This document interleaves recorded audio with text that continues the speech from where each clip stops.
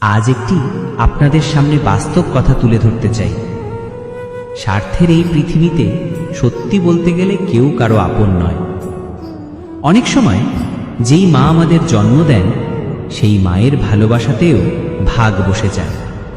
যদি আমরা ৩-৪ ভাই হই তাহলে যার ইনকাম বেশি, যার হাতে টাকা পয়সা বেশি, তাকেই মা বাবার চোখে সবচেয়ে আপন মনে হয়।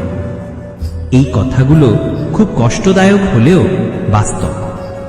চোখের সামনে অসংখ্য এমন ঘটনা দেখেছি, অনুভব করেছি, যেখানে আত্মীয়তা থেকেও দূরত্ব বেশি, ভালোবাসার থেকেও স্বার্থ বড়। বাস্তব জীবনটা এমনই। এখানে অনুভূতির চেয়ে প্রয়োজন বড়, আর ভালোবাসার চেয়ে অবস্থান। শেষমেশ শুধু কিছু স্মৃতি, কিছু অভিমান আর কিছু না বলা কথা চুপচাপ জমে থাকে মনের কোণে।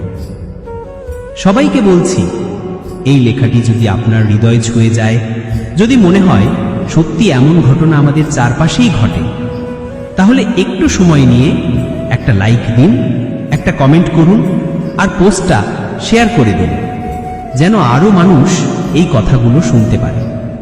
আর যারা নতুন, ফলো করে পাশে থাকুন। আপনাদের সাপোর্টই আমার ভয়েসের শক্তি। ভালোবাসা রইল সবার জন্য। #MD বাবু কিং।